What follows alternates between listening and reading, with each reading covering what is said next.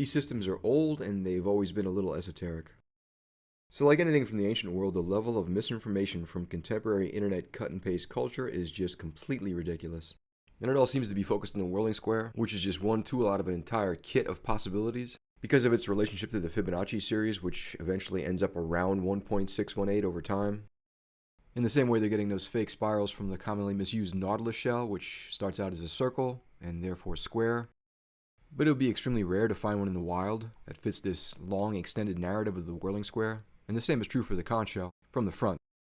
Nature's just too busy competing, surviving, and evolving to conform to the clumsy mechanical systems we invented to describe it before Common Era, and that should be common sense, which is really uncommon these days online. So they just copy the lowest hanging fruit of misinformation that's out there to produce content as fast as possible to get clicks.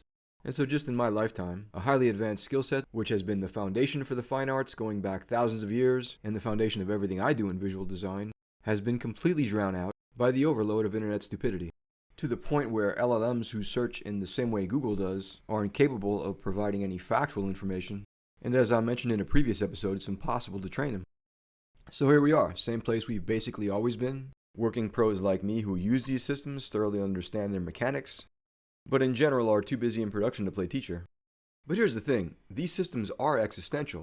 They are foundational to early humans' understanding of the world around them. Before science, it's sort of like the first theory of everything. What is everything doing? What am I doing? And how does that relate to everything else? Now just think of that in terms of visual design. Imagine for a second that beauty is symmetry, and symmetry is all about relationships.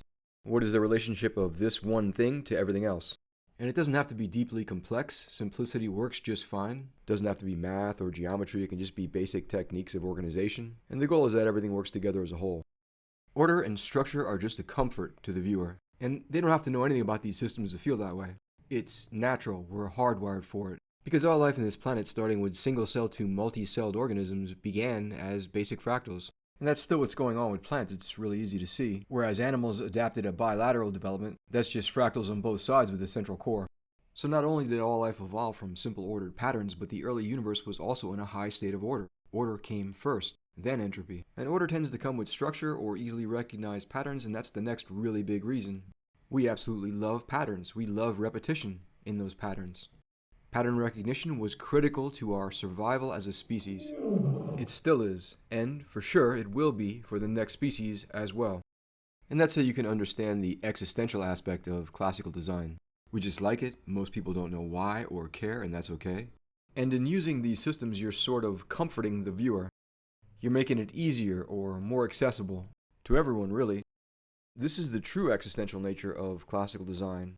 We've all been sort of programmed to like this, and if you've stayed here this long, well, now you know why.